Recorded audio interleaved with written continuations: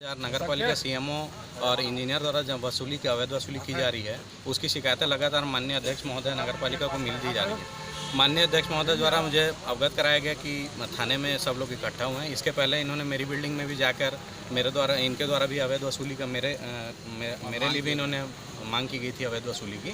नहीं करने पर आज मेरे यहाँ भी पुलिस बल और जेसीबी लेके तोड़ने के लिए आ गए थे। उसके बाद जब यहाँ थाने पे आए तो थाने पे मैडम टीआई साहब के केबिन में मैडम बैठी हुई हैं अंदर और इंजीनियर बैठा हुआ है और बाकी जनप्रतिनिधि हमारे आदरणीय अध्यक्ष महोदय और बाकी सब जनप्रतिनिधि बाहर बैठकर एफआईआर दर्ज करा रहे थे, जिस पर एफआईआर दर्ज कराने पर बहुत ही ज़्यादा आक्रोशित होकर टीआई साहब बाहर आके, जिसका मेरे हिसाब से वीडियो एविडेंस आप लोगों के पास होगा, तो टीआई महोदय द्वारा बहुत ही ज़्यादा आक्रोशित होकर सभी जनप्रतिनिधियों को बाहर भगा दिया गया और बात करने के बावजूद उनका तैश और रोष कम नहीं हो रहा था। हमारा ये कहना है कि इस प्रकार की राजनीति जो ये की जा रही है, जिसको कांग्रेस भाजपा का एक रूप दिया जा रहा है, इस प्रकार की राजनीति करने का कोई मतलब नहीं, क्योंकि हम जनप्रतिनिधि डाकू डकैत तो है नहीं हम लोग कि हम लोग जानेंगे कि ये थाने का डेली थाना आना जाना तो है नहीं हमारा कि हम लोग जानेंगे कि थाने का गुप्त रोग है कि ये लॉकर रूम है इनका कि नहीं है।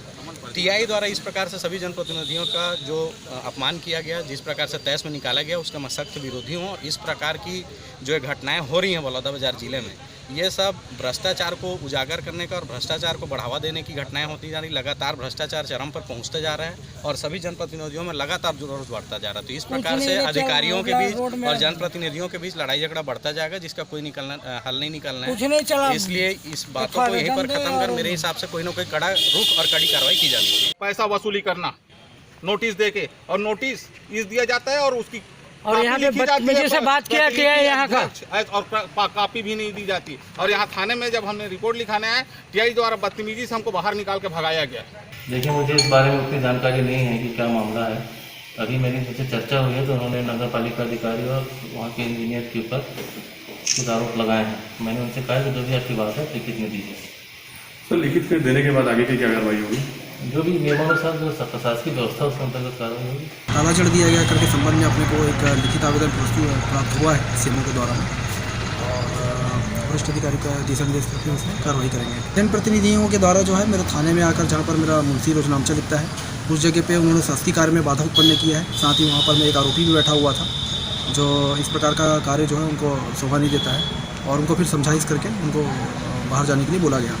कोई उनके साथ दुर्व्यवहार नहीं किया गया है। उसकी वीडियो और क्लिपिंग मेरे ख्याल से सारे पत्रकार भाइयों के पास में है। आज कुछ पार्षदों ने मुझको फ़ोन किया, मैं नगर पालिका का एक पार्षद हूँ। उन्होंने कहा कि आप नगर पालिका परिषद पहुँचिए, कुछ घटना हुई है। तो मैंने उनसे पूछा क्या घटना हुई है। बोले आप नगर पालिका पहुँचिए। जब मैं नगर पालिका पहुँचा तो वहाँ पर मैं देखा कि नगर पालिका के मुख्य दरवाजे पर ताला बंद था और कुछ पार्षद आक्रोशित होकर नगर पालिका प्रशासन के खिलाफ में नारेबाजी कर रहे थे। माननीय मंत्री जी के बारे में खिलाफ में बात कर रहे थे, सीएमओ के खिलाफ में बात करते थे, लेकिन उनसे संतोषजनक जवाब नहीं मिला कि किस मामले में उन्होंने तालाबंदी किया है। तो इसका स्पष्ट कारण आपको पता है इसमें कि किस कारण तालाबंद किया गया है? उनका कहना था कि पूरे शहर में अतिक्रमण है और जो अतिक्रमण हुआ है उसको तत्काल हटाया जाए। तो मेरी जानकारी में ये आया कि उनके मांग को लेकर तत्काल सीएमओ ने अतिक्रमण को हटाने का कार्य चालू किया। लेकिन उनके द्वारा एक और मामला उन्होंने कहा, आरोप लगाया है कि सीएमओ और इंजीनियर द्वारा मुंह देखी काम की जा रही है। ये आरोप तथ्यहीन है।